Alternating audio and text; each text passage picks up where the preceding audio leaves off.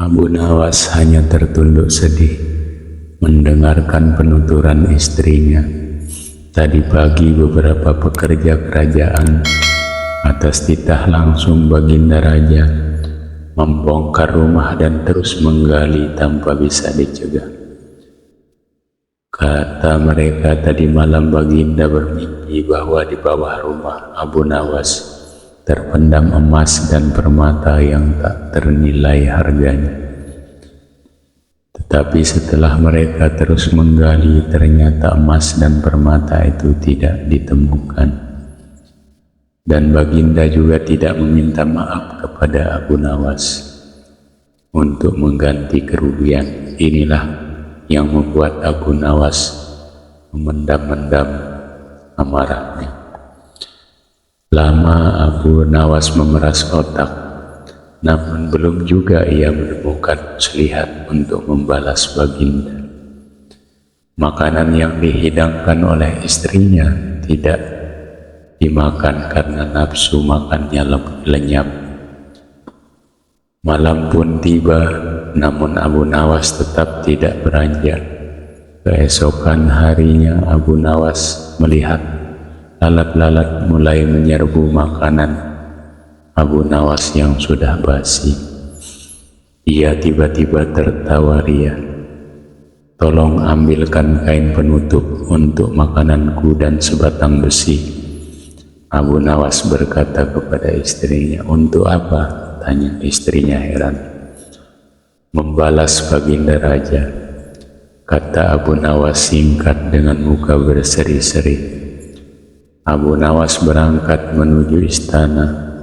Setibanya di istana, Abu Nawas membungkuk hormat dan berkata, "Ampun tuanku, hamba menghadap tuanku Baginda hanya untuk mengadukan perlakuan tamu-tamu tidak diundang.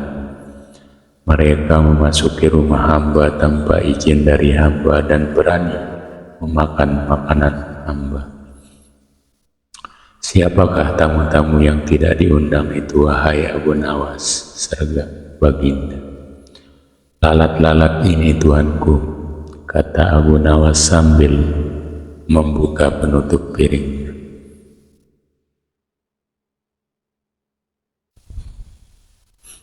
"Lalu keadilan yang bagaimana yang engkau inginkan dariku?" "Hamba hanya menginginkan izin tertulis dari Baginda sendiri, agar hamba bisa dengan leluasa menghukum lalat-lalat ini." Baginda Raja tidak bisa mengelak dari permintaan Abu Nawas karena pada saat itu para menteri sedang berkumpul di istana. Maka dengan terpaksa Baginda membuat surat izin yang isinya memperkenankan Abu Nawas memukul lalat-lalat itu dimanapun mereka hinggap. Tanpa menunggu perintah, Abu Nawas mulai mengusir lalat-lalat di piringnya sehingga mereka terbang dan hinggap di sana sini. Dengan tongkat besi yang sudah sejak tadi dibawanya dari rumah, Abu Nawas mulai mengejar dan memukul lalat-lalat itu. Ada yang hinggap di kaca.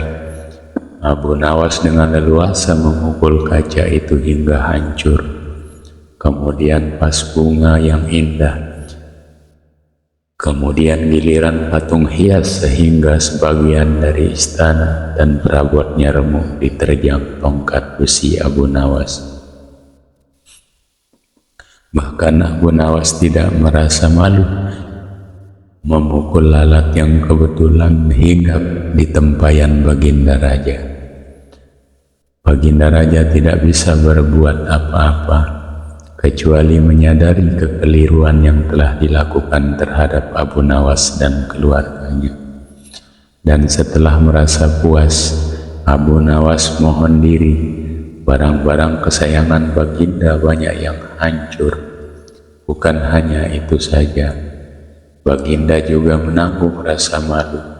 Kini ia sadar betapa kelirunya berbuat semena-mena kepada Abu Nawas. Abu Nawas yang nampak lucu dan sering menyenangkan orang itu. ternyata bisa berubah menjadi garang dan ganas, serta mampu membalas dendam terhadap orang-orang yang musiknya. Abu Nawas pulang dengan perasaan lega. Istrinya pasti sedang menunggu di rumah untuk mendengarkan cerita apa yang dibawa dari istana.